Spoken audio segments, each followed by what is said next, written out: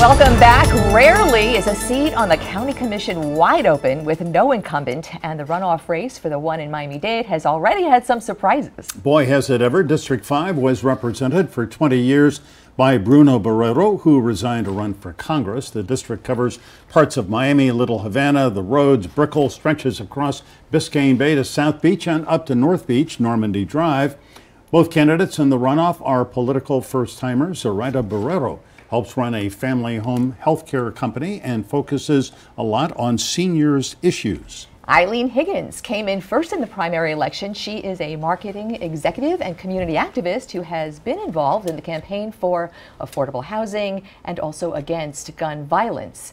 And I know that map was missing, wasn't it? Yes, it the was. map that goes Maybe like we'll this and up the coast. Show the map so people at home get an idea, but it's a critical district in Miami-Dade County. Ms. Barreiro, let me begin with something right out of the news. David Smiley of the Miami Herald is reporting that your campaign has received $95,000 from the campaign of your husband, who is now obviously running for Congress. And apparently this is legal, but it just raises so many questions. I mean, are the people who gave money so your husband could be the GOP nominee and the next congressman, they gave money to him, somehow it winds up in your campaign account. Is that right?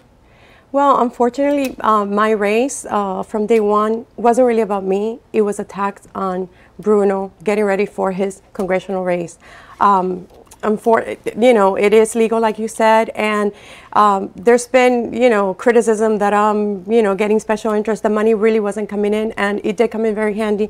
Thankfully, I am here now because we were able to get the correct message out. I think it's in the Miami-Dade Commission, the incumbents on a commission, and especially in Miami-Dade and in Broward, get money from the vendors and the lobbyists, from the developers. You are benefiting from that, according to the breakdown of fundraising. But Eileen, you are too benefiting from developers who are looking to you as, in a nonpartisan race, suddenly it got so partisan as the only quote-unquote Democrat that was running. And I'd like to hear you speak to the kinds of fundraising you're getting from the people that could be considered special interests. Well, I mean, it's funny, for the most part, we haven't had much contact with many of the county vendors, and certainly the lobbyists.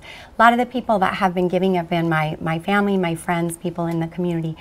But developers are on the list. But also, yes, they are, and I'll tell you why. I mean, you know as well as I do, if this community doesn't have development, we don't have the jobs it takes to continue the growth of our economy. And so the question is not, are developers constituents? They are constituents, right? But the question is, how do we develop? Right? Do we overdevelop as we've done in the past, or do we make sure we're doing more transit-oriented development? Do we make sure that when we're doing development, parks are also being improved in development?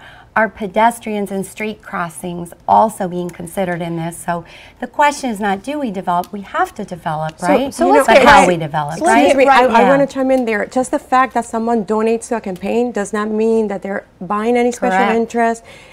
They're, if anything, helping out with getting the message out. So let's go right into then one of the big development issues that are right in the headlines. The County Commission is going to be looking at extending 836, which brings up a couple of issues. One of which, do you develop a traffic plan that includes making roads bigger when it's been shown that traffic increases to meet that? And two, it's going to be right through the Everglades, Zoraida Barreiro, which is, developing past nature and overdevelopment and the critical water supply. How would you vote on that? Would you vote to extend 836 through the Everglades? Well, the thing is, this is something that is needed in that area. It has nothing to do with District 5, but it has to do with District 5, but it has nothing to do. The residents of Kendall want it. They've been asking for it. They need it. It's been a horrible traffic in that area, and that's going to help, of course. We need to have safeguards and make sure it's east of the Chrome Avenue. So you would vote yes? All right. Eileen? Well, Eileen Higgins, this proposed 836 extension is beyond the urban development boundary, which has just been sort of a sacrosanct line beyond which development, major development, was not allowed. How do you feel about So I worry very much about putting any sort of development, including roads, outside the urban development boundary. Anybody that witnessed the horrific flooding in Houston when they began to encroach upon their wetlands knows the danger of taking our protected wetlands around from us, given what's going on with sea level rise. We're talking about spending $650 million on a road. I don't know about you, but the whole time I've lived here, all we've done is build roads, and traffic's gotten worse, not better.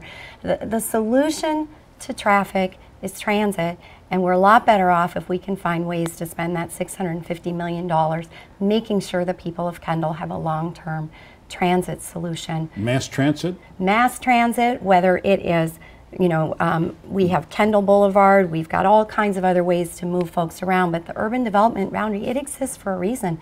It is our protection against rising seas. Everybody that's looked at the sea level rise maps knows, oddly enough, the further west you are, the more likely you are to actually be in danger of sea level rise. We always think of that as a beach. But we got to keep in mind that road is going to be built with tolls. It's going to be paid by tolls. It's not like we're going to get the money from any other part of the budget.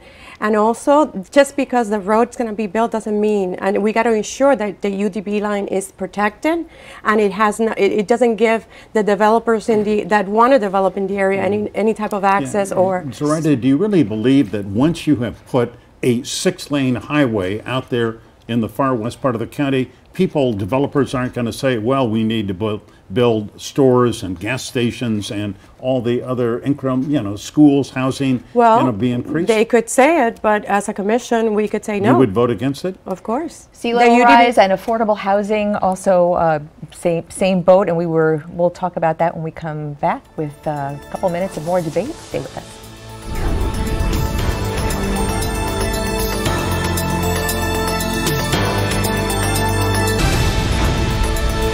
Welcome back. We are having a civil debate between Zoraida Barreiro and Eileen Higgins, the candidates in District 5, Miami-Dade County Commission District. Here is a map of that district, about 200,000 people. Eileen Higgins, a lot of candidates talk about mass transit has to be better. It turns out you're one of the few people who seeking public office who actually uses public transportation. What do you ride? Well, I ride everything that's possible, from the bus to the trolleys that we have around the county to the Metro Mover to the Metro Rail, and I'm probably like 8 out of every 10 rides I'm able to do on transit. It's a personal preference and a little bit of an environmental And what statement. is deficient? What do you think could be There are a expanded? lot of things. I mean, of course we have the expansion issue, but there's a lot of things about the reliability of the current system that if you don't ride it, you don't understand it. So for example, let's just take simply the 208. So you're living in Little Havana, or you're a senior citizen, and some of the senior citizens there, you need to go downtown, you take the 208. It's a circulator, but it doesn't circulate. Drops you off in Brickell, and you have to get off the bus and walk literally a block to get at the start of a circulator. Like a circulator goes in a circle. That's what it means to me. I'm sure that's what it means to you. It's fine if I get off and walk a block to start the bus again, but what if you're older? What if you're carrying a baby? What if you've got groceries? So there's a lot of reasons where people got transit a bad rap. The reality is, it doesn't cost very much to fix it. Metro Mover is the same thing. We're closing it down for construction at 10, but 10 doesn't mean 10. I was up there at 9:40. Yeah, so that big buildings can continue to be constructed. Right. Why are we, the residents, not able to use our transit that we pay for until 11? So lots of things we can do to improve the reliability and get ridership up.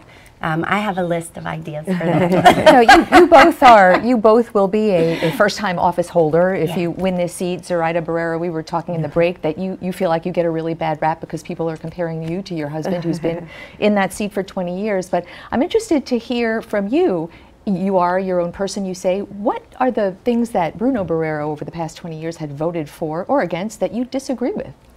Well, obviously throughout his time in office, he's made a lot of choices that some really are for and some are against. What are you for and against? Well, I'm for transportation. Public transportation is one of the biggest issues that we need to address in order to improve. Sadly, we know how hard it is to get any long-term plans accomplished and moved on, but we do need to improve the long term, plus what we have right now. Because unfortunately, why are people not using public transportation? Because they're not reliable, they're not clean, they're not coming when they're supposed to. So that type of yeah, these six, the SMART plan that the mayor and Chairman Bovo in Miami-Dade have advanced, they have these 6 corridors with rail of some kind or an express bus. Do you support that? Of course, I think that's important for our future. And being a commissioner for District 5, we're obviously going to focus on the beach connector. I would love to get that started. Obviously, it was voted in by the people, and when initially it was addressed, City of Miami Beach didn't want it. Now they do. So now's the right time to get on board and get that connection going. And you are one of 13 people, and there are other people in those seats who are going to be just as fiercely protective of their neighborhoods. Of course. And so how does somebody who is sitting in a first-time seat like that have a voice among the rest who are tenured incumbents with a lot of money and a lot of support? Well, I think if you've looked at what's happened in the SMART plan over the past 2 years, we started out with a commission that was fiercely, this is my line, that is my line. If I don't get mine first, nobody gets anything. And they have adjusted how they're working on it to be much more practical, because they've realized we can't get any federal or state funding until we pick one thing first.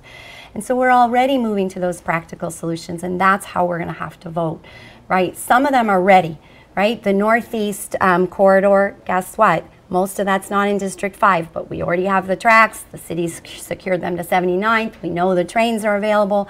So that may happen sooner. We also know that there are areas in Kendall that have pretty safe, bets for bus rapid transit or dedicated bus lanes. They're going to be easier. We already have the right-of-ways, so we need to be able to get some people moving sooner. And maybe, yes, we're going to be working on Baylink.